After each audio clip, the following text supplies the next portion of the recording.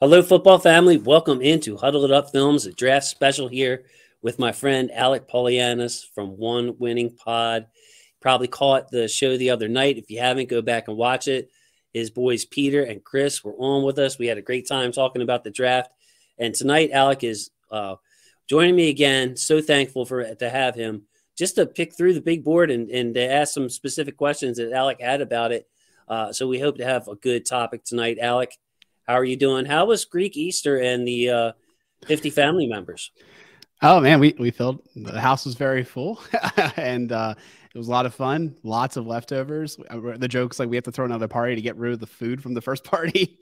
So having our parents coming over tomorrow help out with that. So we're working through all the leftovers.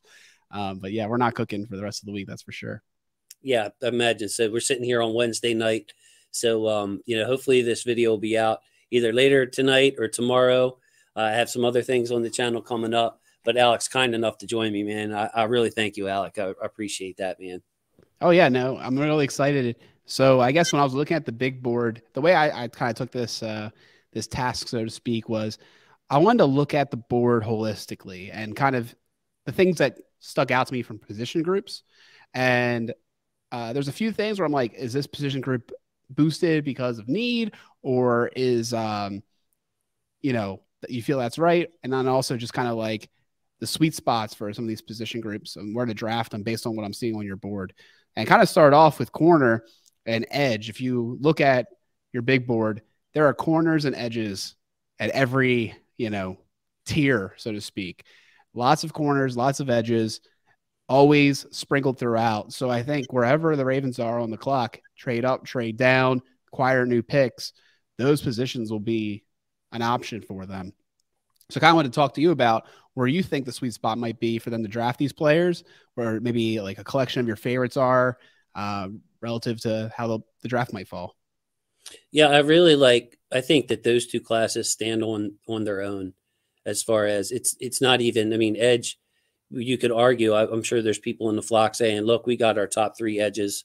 We can find another run stuffer. Maybe we bring Justin Houston back again, something like that, where edge isn't a huge need in some fans' mind.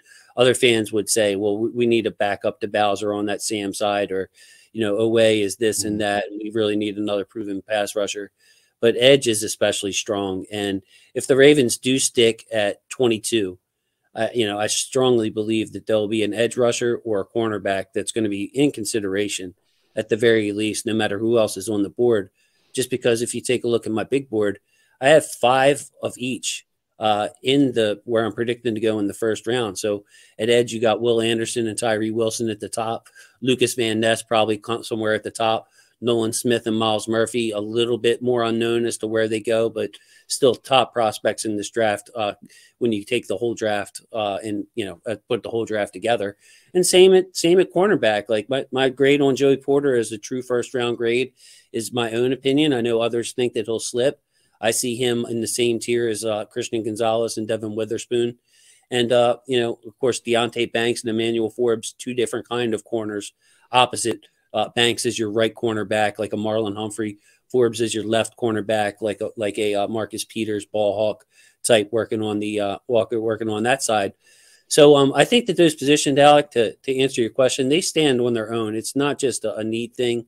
And when I balance my board, need is part of it, but these players are in many tiers. And if you look at the board, you can kind of see where the tight ends and centers are a dead giveaway on my board. We don't need a center. We don't need a tight end. So when you see tight ends and centers in the middle of some color of a tier, that's kind of like a mini tier in itself ending, saying, okay, well, these centers and tight ends are better than the corners below them. But really, when you look at it from a practical standpoint, are we really going to take a center over a corner if the grades are very similar? The answer is no. Yeah, that makes a lot of sense. And kind of gives an idea to people when they look at this board, how to dissect it a little bit further, where it was in your head as far as how these players kind of shake out, because it's really hard to say, you're not sorting each player. You're not looking at each player and be like, all right, flip. all right, flip, and like doing that a million times over. I'm sure you tweak it like that sometimes, but when you do the initial board, it kind of seems like you put these little mini tiers. You can see these little clusters of 2 sometimes with edges. Same thing with corners, little clusters, linebackers, different position groups. There's a little run on wide receivers in the 57 to 59 range. Kind of gets to that idea that you're kind of grouping these guys together, and then boom, after that, you got corner, you got edge. All right, I'll put A-Chain in there. The running back and a defensive tackle kind of breaks up the tier a little bit. Right. And then the linebacker. Yeah. Right. And even looking at the green, Alec, I mean, Bijan Robinson at 19, Dalton Kincaid at 20. Those guys could, I expect Bijan Robinson to be gone much higher. But I have to put them on the board somewhere, and I predict that they're going to go in the first round. So they deserve their spot on my board. Now, would the Ravens take Dalton Kincaid over the guys below them, like Cam Smith or Keon White or even Jalen Hyatt? I don't think so, because we don't need a tight end. But, if you go further down, Darnell Washington, Michael Mayer, some team's going to eat them up because they're just great tight ends that the Ravens don't need. I'm not going to not put them on my board, Alec. You know what I mean? They deserve their rightful spot on the board. So some common sense does come into play as a Ravens fan as far as, okay, I don't want to just put all the corners and the wide receivers up front and forget everybody else. Just some common sense balance there to make the board realistic, yet Raven-centric. Yeah, it's a good balance I think you have there. So I guess if we're looking at edge specifically, I know we kind of talked about who your star player was and roughly where they are. You have it number 33 there with, how do you say it? Adebawore? How'd you say it? Adebawore. Adebawore. Yes. Man, I cannot say that 5 times fast. I'll have to work on it. But if he becomes a Raven, we'll figure it out. I guess if you're looking at him, I'm guessing you're thinking that's a trade back scenario where he would make the most sense. But if we don't trade back, do you think in the 3rd round, one of these guys would be a good target? I think the odds are, if you look, I have 49 players in the yellow. If you're going to extrapolate out to 80, 86, pick 86, chances are one of those guys will be available. I mean, my board's been very accurate last year, but still, it's not going to be perfect. There's going to be guys left over. Travis Jones last year. Travis Jones last year, late 20s, right? I missed on him. I think I had him in the late 20s, and he ended up being there in the 3rd round. So chances are there's going to be one of those players there.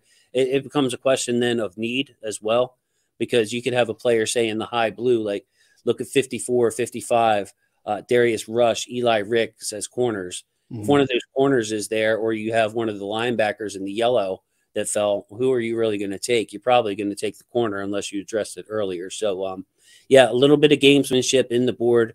But Adebawore, we talked about him a lot. I've talked about him a lot.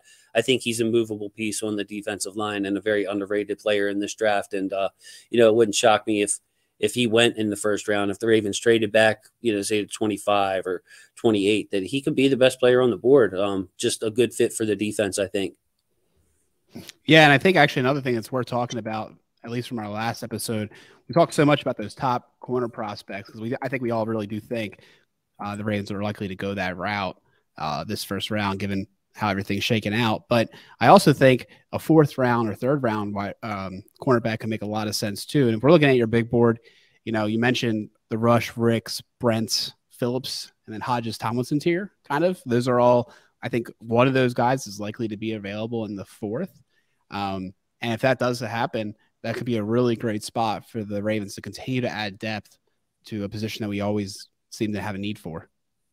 It really is. Rajon Wright's another guy. I mean, geez, I have him at number 18. It looks like cornerback 18. He's a gambler. I think he'd be higher if he was a little bit of a safer, if he played a little more safely. But there's another guy, gambler with ball skills, Riley Moss out of Iowa. A former track guy who's got a lot of, he's going to play in the secondary for somebody and fill a role. Corey Trice, big physical corner. So even in that purple section, that draftable section, we can get a corner there for sure. My only concern with it, Alec, is just this is my personal opinion as a Ravens fan, is that we have mid-round picks already. We have Trayvon Mullen apparently on board. So we have like Marlon Humphrey, and then we have a bunch of guys aside him, like Jalen Armour Davis, Pepe Williams, that really aren't proven. So if asking my preference, I'd rather get a stud to go along with Marlon and not have a bunch of mid-round picks where we're trying to sort out who deserves the playing time and who doesn't. Then again, maybe Marcus Peters is in wait. I mentioned that a bunch of times. Maybe we're just waiting for the Lamar situation to calm down and show itself, the draft and all that other stuff. So corner's one that I'm very, very interested in. But to your point, yeah, any round is good. Guys like, by the way, Clark Phillips, Travion Hodges Tomlinson, they're slot corners. They're very good slot corners. They would be higher on the board if slot corner was more valuable than an outside corner. But those guys are phenomenal at what they do. Awesome. That's going to be a really great fit for us in the later rounds. So definitely we'll keep an eye on how they fall on the board. The next thing I wanted to kind of talk about, we spoke about a little bit before we started, is kind of your overall thoughts on the guard class and kind of the lack of guards you mentioned. Yeah, I see that, it's common in the NFL, Alec. We see it all the time. It's tackles that get moved to guard that just aren't long enough, big enough, strong enough. I mean, when you're in college, Alec, and you're the best offensive lineman, they need to put you at tackle to win games. But their best position in the NFL is not going to be tackle. And one guy I don't think Ravens fans have talked about at all is Peter Skoronski. And he's labeled as a tackle. And I don't think many Ravens fans know about him.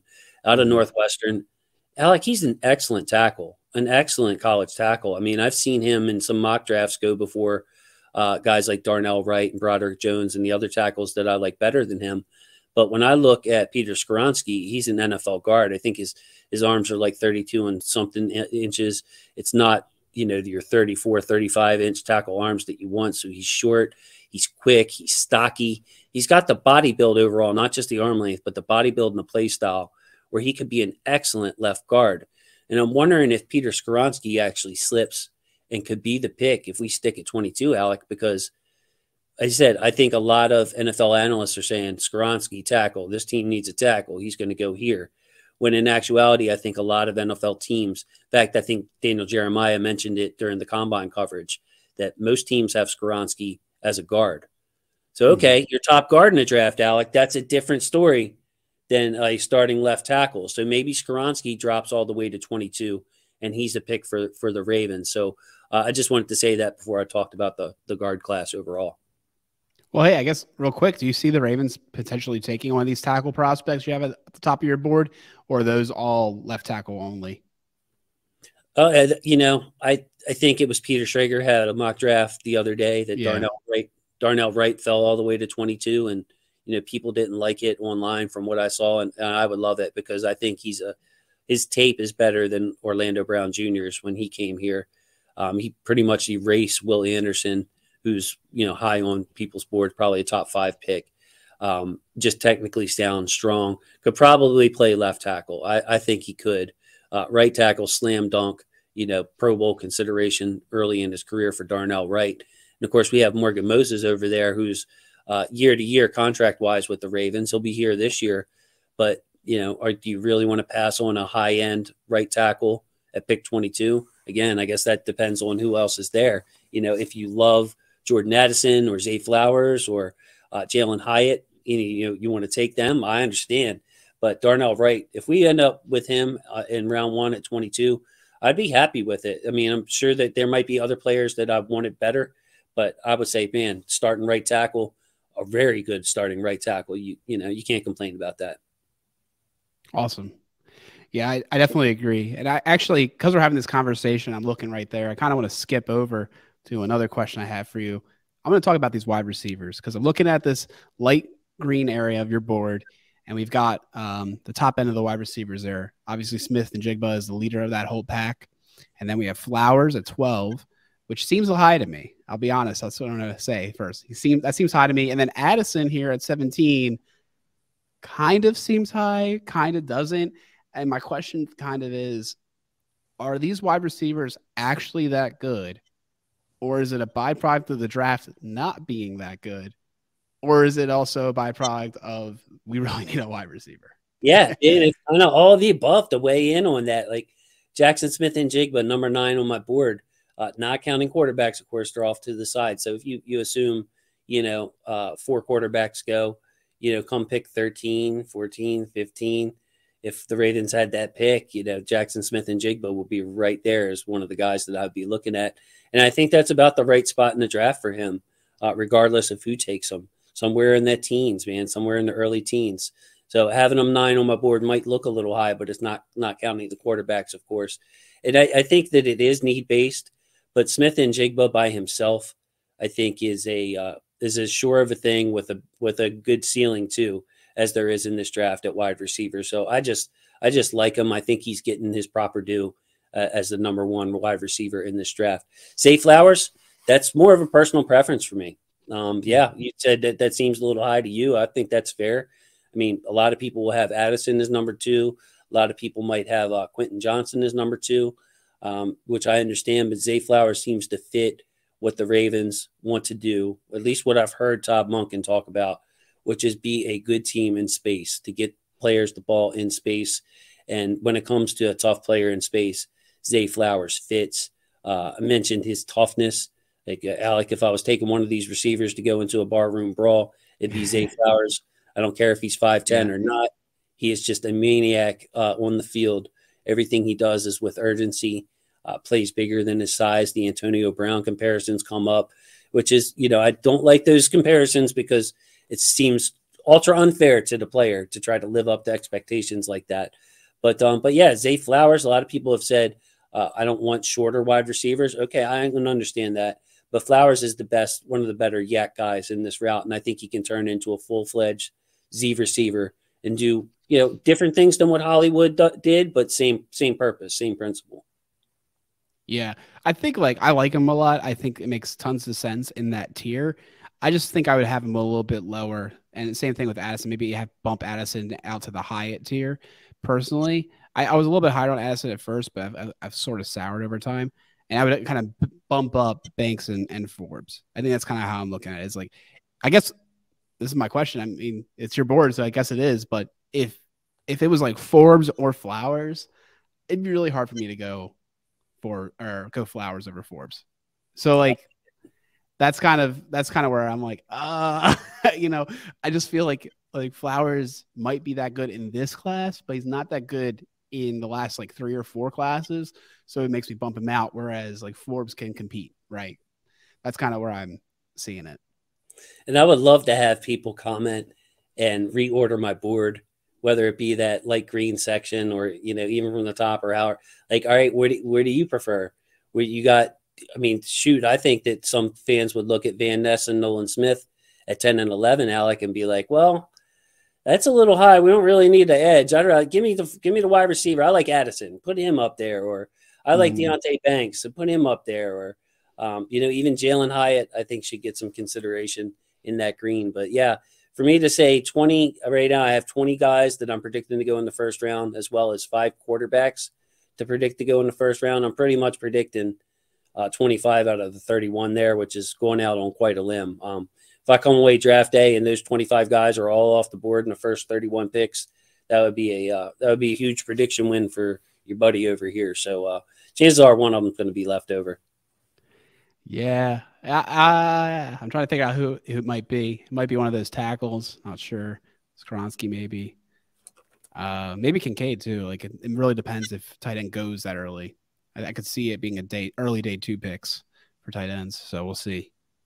But yeah, the other guy that kind of sticks out to me, if we go a little bit further down the tiers, is Downs. I feel like I would have Downs closer to the Mingo Tillman tier. You have him all the way up at 30. I think it's really aggressive, really shows your love for that player. So let's hear it. Yeah, Josh Downs, my only concern with him, it is literally my only concern, is his body size and his durability to play in the slot. I forget which game it was.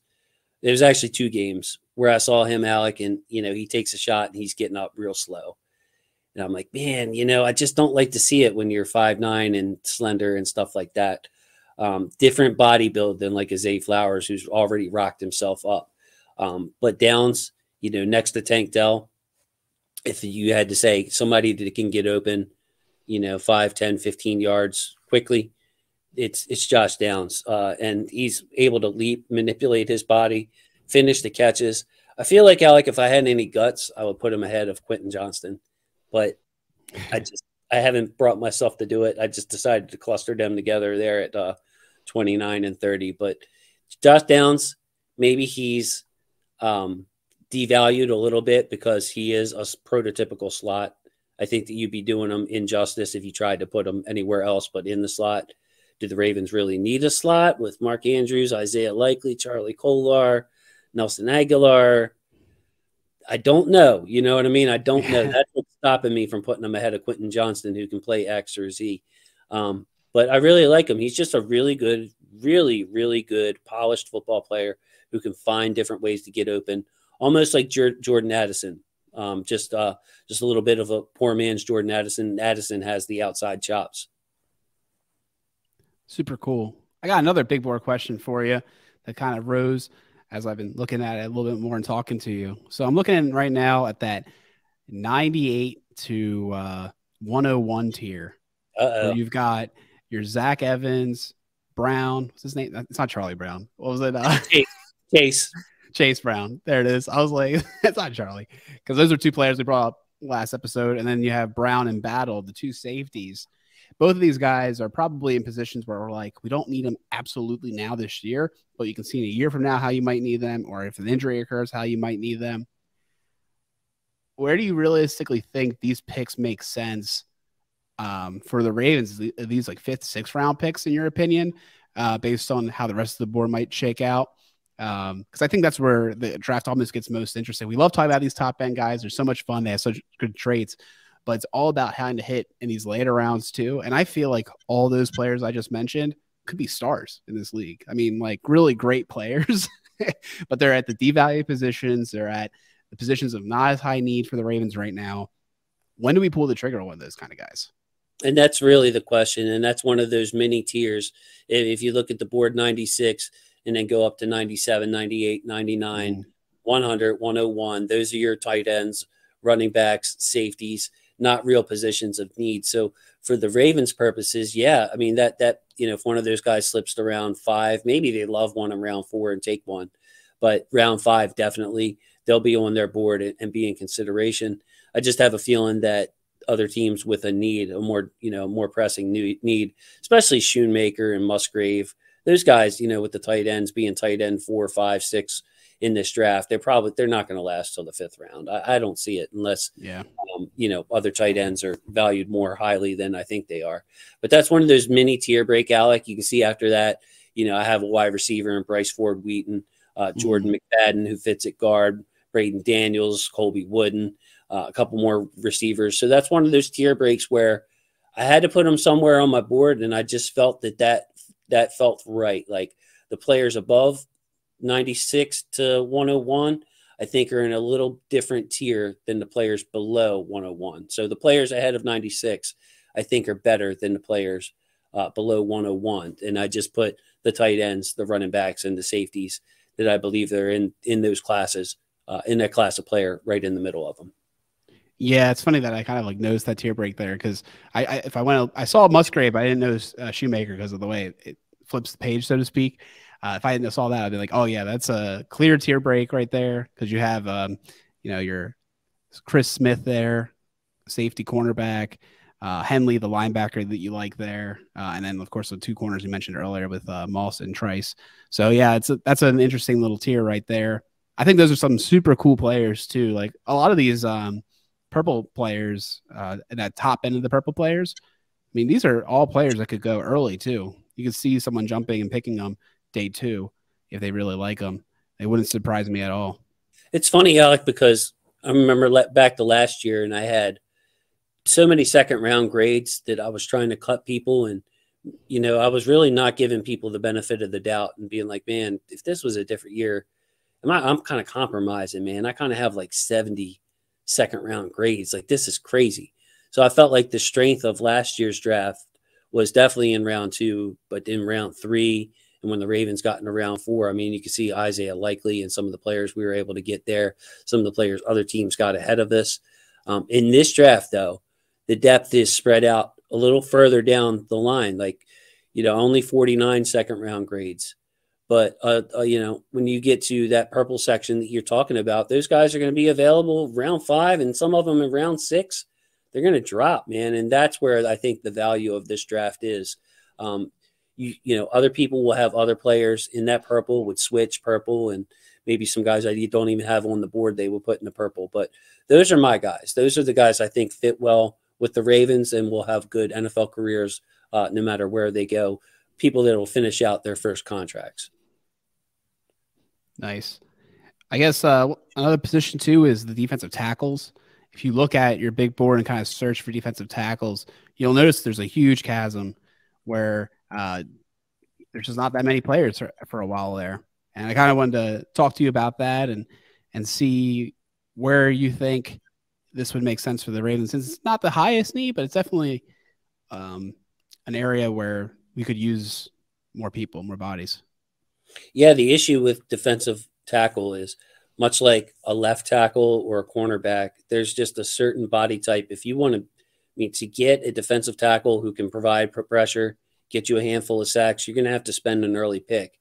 If you want a run stuffer, yeah, you can get a Broderick Washington around 5, or you can get yourself a nose tackle.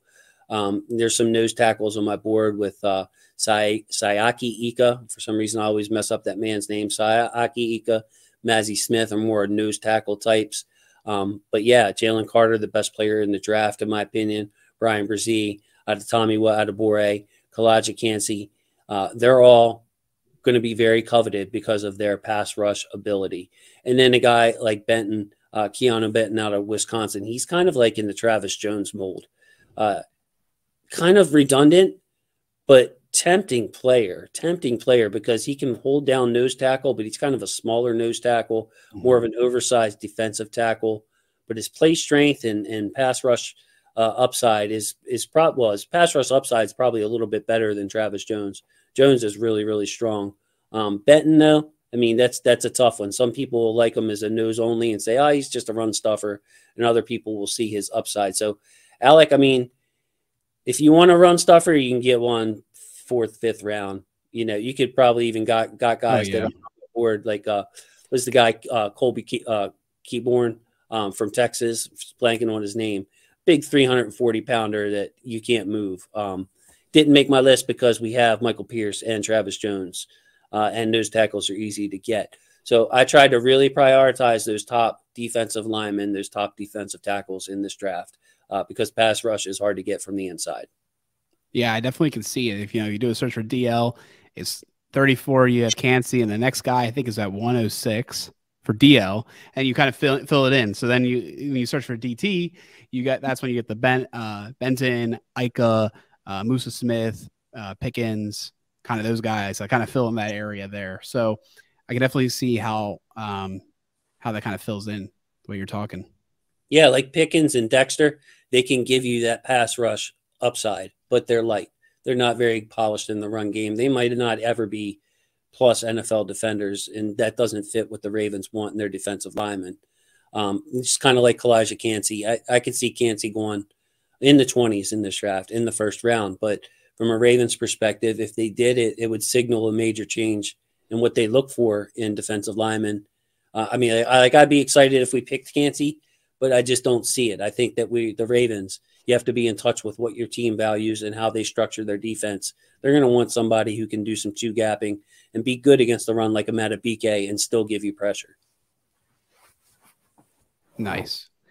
So other than Schoonmaker, in this purple area here, who else would you give stars to? If you could give out a few more stars, who would you give them stars to? Because I see a couple players I think I would give some stars to. Well, who do you and Henley too. I'm kind of interested to see who you like. Well, I like Diaby. I think I might give him some stars. I like Overshown. Let's see. I probably have him a little bit higher on my board personally. I like Brown, Jay Brown. Let's see. Obviously, I mentioned Evans. He's a huge player in my head. Yeah, I mean, I like Moss too. I feel like he might be able to coach him up. Like you say, he has that track background, so he's not as refined. I do worry about his change of direction skills. So I don't know. it's just tough. It's one of those things where it's like if you have good anticipation, your change of direction can be a little slower. So it's just a matter of like, can you get there? One guy I really like, I love your picks, by the way, like Yaya Diaby. Yeah, I want to put him in that. I want to put him in that. That blue tier. Oh, so bad. So bad. Like, yeah, man. Yeah, I need to get some more guts and put him up there, man. But because I just love his burst and the way he looks on stunts. Alec is just amazing, man. Like for a guy that like he doesn't look like he can move. He can move, and it's when he hits the quarterback, he flattens him. I could really see him on twists and stunts, and kind of an edge player that can move around the line. So I love Yaya Diaby. You know what? A guy that nobody's talked about in this draft, he's getting lost in that edge group, is Tui Pelotu. Tui Pelotu, excellent football player, massive sack production. He's just, what's working against him is the measurables, his arm length, his height, his weight. People don't think he can stick at edge. One of these guys who's a better college player than he'll be a pro. But there's no doubt that he's got some of the more polished pass rush moves when you're talking about rip, dip, swipe, all that kind of stuff. I could talk technical terms, but let's just say that Tui Pelotu has some really good hands that negates his lack of length to be able to swat these long arms away, be able to dip, bend his body. He's got some power in him to be able to get to the quarterback. So I'm interested to see how Pelotu's career goes. Another guy, though, that I would give a star to, and that, to answer your question, is number 105, Braden Daniels. Pretty sure he's out of Utah. This guy has starts everywhere across the line. I'm going to look it up real quick because I had it written down. Can play tackle, flashed to me at the combine. He played left tackle for 14 games, left guard for 18 games, right tackle at 11 games. Great athlete. He's a little raw with his hands. Sometimes he doesn't use his hands enough and allows people into his body. But you look at that kind of experience. I mean, he played 25 games at both tackle spots, and 18 games at left guard. And Alec, he did great at all of them. He did great at all of them. Like, there's something to be said about that kind of flexibility from Braden Daniels. I think he's better at guard. Man, maybe you could stick him at left guard and he'd be a plus left guard for you. I think he's just going under the radar in this draft because he's been moved around so much. But he's a player that the tape is kind of boring, which is great for an offensive lineman. Like, it's very under control. Everything is like, all right, well, he blocked them. Yep. Well, he blocked them again. Yep. Well, no pancakes or nothing. He blocked them though, man. He got him out the way. Like, able to turn his hips and shield that guy away from the ball. I mean, yeah, nice job there. And that's what you get a lot from Braden Daniels. So that would be a guy I would love to have on this team. He would fit the Ravens mold of versatility too, Alec, to where you can give him a year to beef up a little bit, see where he belongs. Maybe by the end of the year, he's a better player than Ben Cleveland. Maybe he's a right guard of the future since he has that tackle experience on both sides of the line too. You know what I mean? A lot of these guys aren't. I'm used to the left side, I'm not really good at the right side, or I'm good at the right side, but I'm lost on the left side. He's played both really well. So I like Braden Daniels. Nice. Another little like mini tier I'm seeing here. You have Jaden Reed, Hutchinson, and Wilson, wide receivers 85 through 87. I think I would have Jaden Reed in that tier, but ahead of him, honestly, jumping all the way up to the 57, 58, 59 tier you have. Maybe I would put A.T. Perry down where Reed is, kind of give it a little swap there. So maybe we talk about those two players and why they're where you have them. All right. Hey, man. I love it. I love this part of the draft. I love Jaden Reed. Yes, I can see why you like him. And maybe he does deserve to be up with Mims, but I like Mims' size better. And Jaden Reed, yeah, I mean, he's a tough player to evaluate because he's not real twitchy, but he's fast. But he's not real elusive, but he's not real stiff-hipped.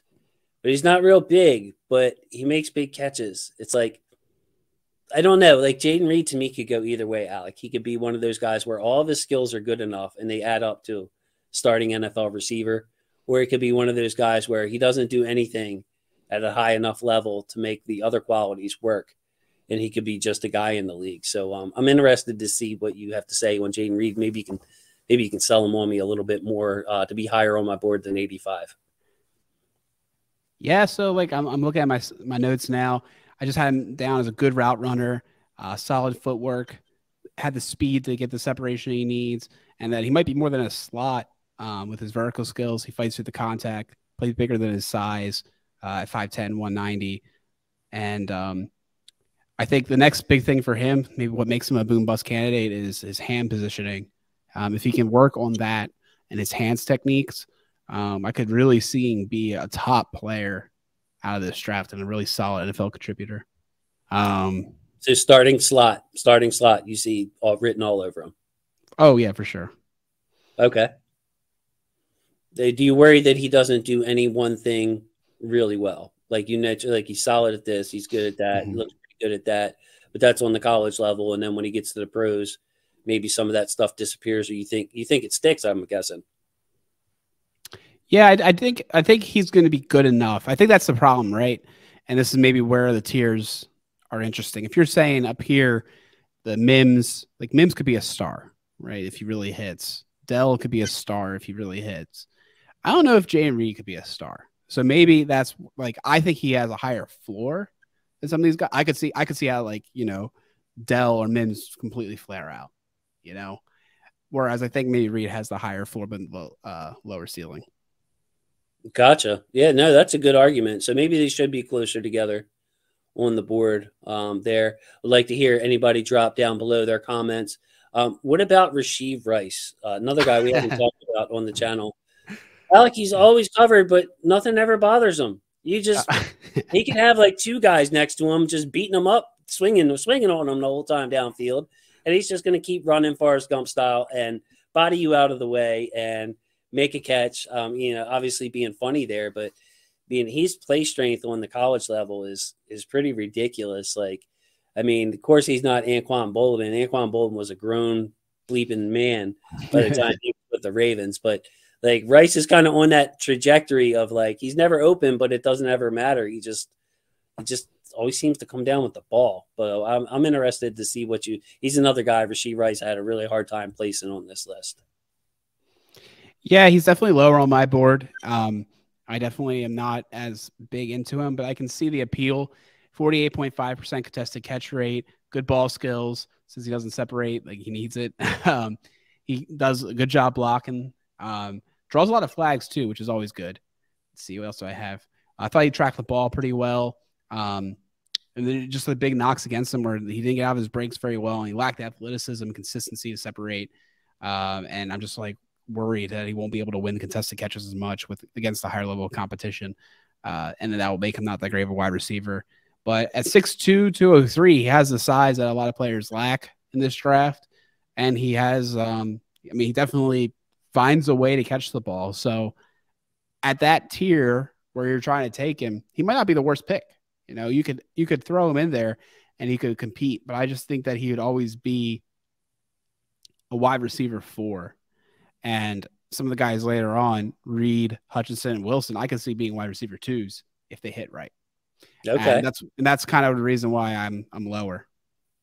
Yeah, his separation isn't on the same level as even Jaden Reed or Hutchinson. Hutchinson, by the way, is a player that I'm lower on than most because I think that his production was manufactured. I would love to see. I think I heard on Ken's show, Ken McCusick, where he was talking about his average depth of target, his ADOT, and it was ridiculously low. And I made me harken back to a conversation I had with you on the phone, being like, man, I'm watching Aiden Hutchinson and Xavier Hutchinson, rather. And it seems like he's getting 3 or 4 bubble passes every game, bubble screens. They just turn around. Like, no wonder this guy's got all these catches. They're all manufactured. So I worry about Hutchinson's ability to stay open. Like, I like his release off the line of scrimmage. I really do. I think it's plus. But he seems to always be covered too. Not to the point of Rasheed Rice. But that's my kind of knock on Aiden or Xavier Hutchinson. I'm wondering what you think about him, why you have him higher, why you think he could be at number 2. Let's see. Let's remind myself. I was going to come back to my notes. So, all right. 6'1", 207 out of Iowa State. Oh, I remember now. He sets up defenders really well at his stem. I just think that's something hard to teach, and that's really good. He has the ability to. I think he still has the ability to improve his release in his stems, but I think he already has it to an extent right now, a little bit more developed than some players. And I thought he also had really good body control, which is something I always look for in wide receivers. Able to make subtle moves to avoid tacklers, and I think that those are skills that translate into yak, which is always super valuable in the league. So kind of goes to what you were saying though. A lot of manufactured touches, and he's able to make more out of them. I guess my thought is if he's able to run good routes and develop at the stem even more, then he can do that yak later down the field too, and that's really valuable. So that's why I have him where I have him. I like it. Yeah, I mean, obviously, Iowa State trusted him with the yak, trusted him with the ball in his hands. Very safe type player, Xavier Hutchinson. So yeah, maybe I need to scoot him up. I don't know. I kind of just see just a guy with him. I put him with Reed, Jaden Reed, right there, a little bit below Rashee Rice, but still getting his respect among this receiver group. I think he's the end of the guy you want to get range. Michael Wilson obviously has the injury problems. I think it was 3 years in a row he had injuries. So I put him below Reed and Hutchinson. But that's kind of my I'm going to call it like last call for receiver hall group right there, where you want a usable piece, can contribute this year and possibly blossom into a starter. Those are my guys there at 85 through 87. Another little question I have for you. I see that you have Schmitz all the way at the top there in your center ranks.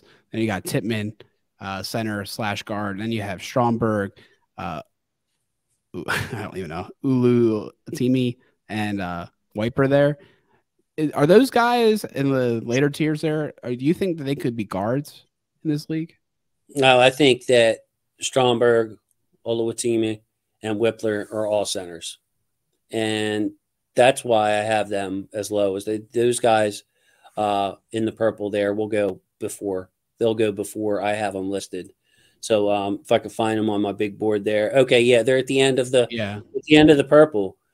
Just because we don't need a center, but I'm thinking Stromberg especially will be a day 2 pick. He should go like by pick 90, something like that. That is your SEC lineman of the year, not just center of the year. Like, he is a great lineman. He's just, all three of those guys are center only. But John Michael Schmitz, I think he could play guard. I think Tippmann could definitely play guard at his 6'6" height. And I really like Schmitz a lot. I think he's a very good pass protecting center. He can handle power well. He can handle power even better than Linderbaum can handle power. He's just, Linderbaum's on another level when it comes to run blocking and all the other stuff he does. But for a pass protecting center, John Michael Schmitz deserves his respect. And I do wonder if he could play guard, if he'd be somebody that we would look at guard because of just his pure pass protection, his ability to handle big, powerful rushers. Awesome. I mean, that kind of wraps up some of my questions I have for you. Is there anything else you want to talk about? Anything else that kind of came up during this conversation? Well, I wanted to get your opinion on a secondary piece before we close out. So let's say, I just want to put it to you this way. Let's put left cornerback aside for a second. So we either draft Forbes or Cam Smith or somebody, or we know Marcus Peters is coming back, and we don't address, one way or the other, left cornerback's taken care of. You got Marlon on one side, you got whoever on the left side. What is your preference as far as the last DB to add to this group, as far as like draft value is concerned? Do you want a safety who can play in the box? Do you want a slot corner only? Do you want another boundary quarter to help out with Brandon Stevens? Do you want a slot safety that can mix with Kyle Hamilton, like a Brian Branch, who can handle slot duties when he's better equipped for it, and he can handle safety duties when Kyle's better equipped for the slot? So how would you round out the secondary aside from your, left starting corner? Wow, that's a really good question. That's really tantalizing to get a guy like Branch. I think that'd be a lot of fun. That'd be a really killer, 6 DB or 5 DB setup right there, where you always have one of those two out there playing in one of those positions. I think that'd be a lot of fun. And I think that's why I almost lean that way. I would love to let Kyle Hamilton be Kyle Hamilton and have him close to the line and be able to get those blitzes off, like we saw, able to shut down these corners, shut down tight ends, but also have him play a strong safety role and have an option there at corner for other kinds of receivers. So I find that really tantalizing. Kind of some chess pieces there. But I guess like my tier 2 would be clean up slot corner. Get one of those guys you mentioned. Who were they? Phillips and Hodges Tomlinson. If you're able to get one of those guys, you've suddenly cleared it up. And okay, Hamilton can just play. And it's not like he can't come down and play slot and you bring Geno Stone in. But then I think the way I look at it, we kind of talked about it on our show, is if they get another safety, that makes Kyle Hamilton be able to be a chess piece again and kind of clears up slot corner a little bit. If they get a slot corner, that clears up Kyle Hamilton just to play a certain role more often, but doesn't make Geno not able to come in and use Hamilton that way. So I think one of those two needs to be drafted in order. And I think I would probably hold them almost the same, with maybe a slight preference towards safety, because those builds are going to be slightly better at stopping the run. I think they're just a little bit more of a chess piece in today's NFL. Okay, so you got there eventually. So I was going to try to nail you down again. It's a really tough call for me. Like I would love to have a pure slot corner, starting slot corner, to go along with my Marlowe and go along with whoever's on the left side. Just stick them there when they bring out their, star slot receiver, cover Deontay Johnson, cover Amari Cooper, cover Tyler Boyd, cover Cooper Kupp if you got to cover him, and just be there all the time. But I kind of like the way Kyle was used as a Swiss Army knife last year, and just, attacking, blitzing from that slot corner slot. So I'm torn. Like I don't have a preference between pure slot corner and a safety slot to work with Kyle Hamilton. So I appreciate that. So you said you slightly lean towards which way? I slightly lean towards the safeties, the safety slot corner, because they'll be a little bit better in run defense, I think. Maybe that's just projection. And I think there's a little bit more of a chess piece than a true pure slot corner. I think the question that we have to ask ourselves in today's NFL is, how good do you have to be, or what is it about a slot corner that sets you apart where you don't want a safety playing that role? That's the real question. Really, because safeties are going to be good against the run if they have the safety background. They're going to be used to covering tight ends. So, yeah, there's some of these quick-footed safeties like Chris Smith, I think, is being slept on out of Georgia. Brian Branch is highly touted, but Chris Smith is kind of like a little bit lesser version prospect of what Brian Branch is. And I really like him. Jamie Robinson, the guy I mentioned a couple of nights ago with you and your crew, safety, just I don't know what it is about him, but he plays way bigger than his size. Fearless player, great blitzer. I think he could be. His change of direction is awesome. So it'd be interesting to see, like, if we take a safety in this draft, what kind of safety is it? Or are we passing on a corner to take a quote-unquote safety, but he's really a corner? So can't wait to see that. And, Alec, I just want to say thank you again for taking the time to join us here Wednesday night. I'm going to try to get this out this evening, maybe tweet it out.